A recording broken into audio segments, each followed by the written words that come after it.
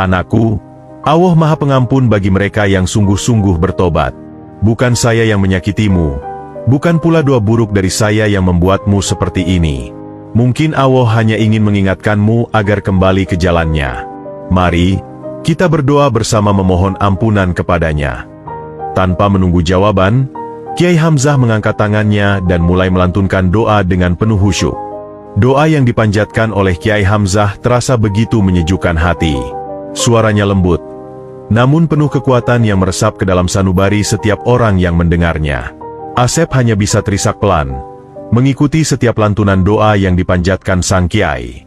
Untuk pertama kalinya, ia merasakan ketenangan yang belum pernah ia dapatkan selama hidupnya. Seakan beban berat yang menghimpit batinnya mulai terangkat sedikit demi sedikit. Setelah selesai berdoa, Kiai Hamzah menatap Asep dengan sorot mata penuh kasih. Nak Asep, setiap manusia pernah berbuat salah. Tapi yang terpenting adalah kesadaran dan keinginan untuk memperbaiki diri. Allah Maha Pengampun, dan Dia tidak akan pernah meninggalkan hambanya yang tulus memohon ampunan. Insya Allah, penyakitmu akan sembuh jika kamu benar-benar ingin berubah.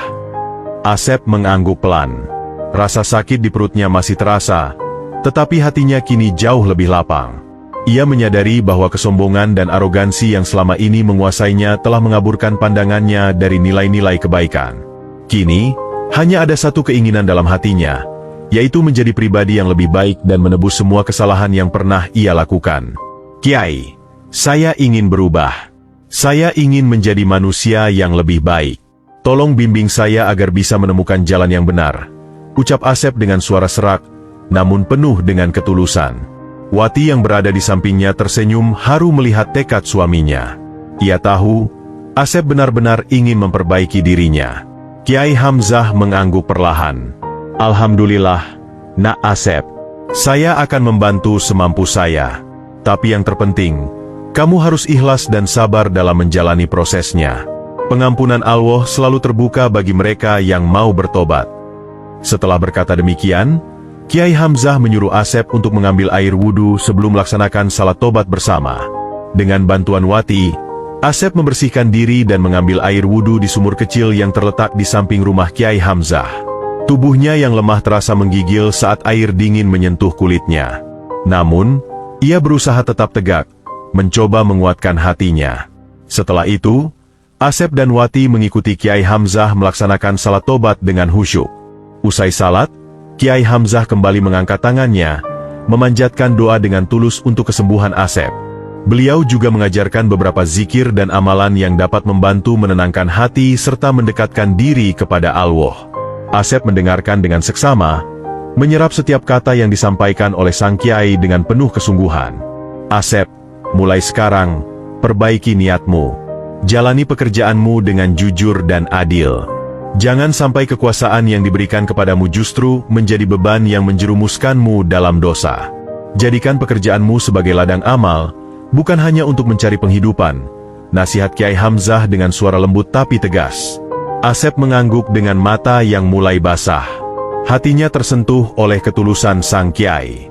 Dalam hatinya, ia berjanji akan menjalani hidup yang lebih baik dan mengikuti setiap nasihat yang diberikan.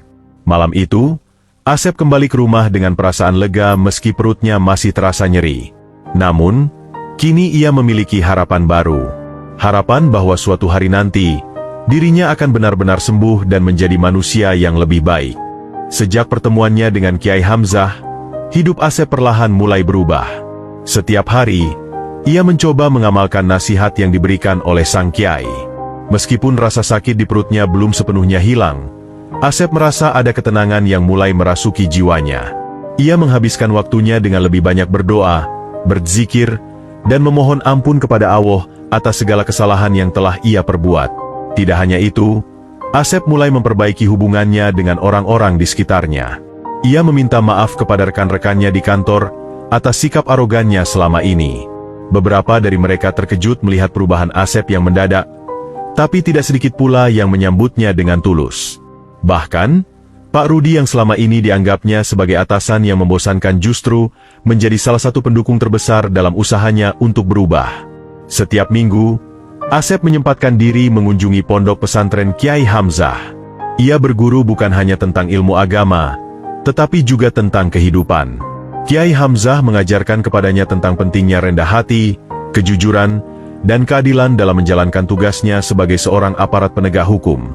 Perlahan, Asep mulai menyadari bahwa menjadi seorang polisi bukanlah tentang menunjukkan kekuasaan, melainkan tentang melindungi dan melayani masyarakat dengan hati yang bersih. Suatu malam, setelah selesai salat malam dan berdoa dengan khusyuk, Asep merasakan sesuatu yang berbeda.